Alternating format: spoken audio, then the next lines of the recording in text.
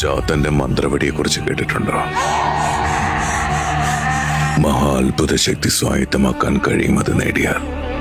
നല്ലത് നേടണമെങ്കിൽ ചാത്തനെ ബന്ധിക്കണം. ചാത്തനെ വരുതിയിലാക്കാൻ പഴയ കാരണവന്മാർ പ്രയോഗിക്കുന്നൊരു വിദ്യയുണ്ട്. പക്ഷെ അതിന് കാലവും ഭാഗ്യവും ഒരുപോലെ ഒത്തുവരണം. ഒരു ചുവട് പിഴച്ചാൽ മരണം അതിഭയാനക രൂപത്തിൽ മുന്നിലെത്തും. ചാത്തൻ എത്തിക്കും.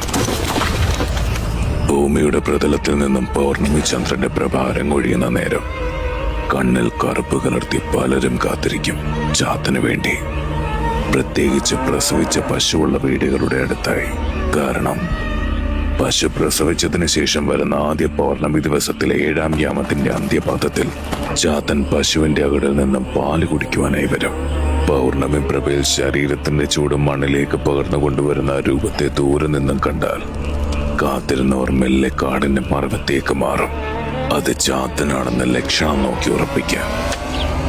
1.25 അടി ഉയരമുള്ള ബാലകരൂപം, കരിരൂപത്തിൽ നിന്നും പുറത്തേക്ക് നിൽക്കുന്ന ഭയപ്പെടുത്തുന്ന ദംഷ്ടക. കൽമാലയ്ക്കൊപ്പം മരവണ്ണത്തിൽ ചേലയെടുത്ത് നടന്നു വരുന്ന ചാത്തന്റെ കയ്യിൽ അത്ഭുത ശക്തിയുള്ള മന്ത്രവടിയുടെ പ്രഭയമുണ്ടാവും. എന്നാൽ ഉഗ്രരൂപത്തിൽ വരുന്ന ചാത്തന്റെ ദൃഷ്ടി മറിഞ്ഞിരിക്കുന്ന മനുഷ്യരുടെ മേൽ പതിച്ചാൽ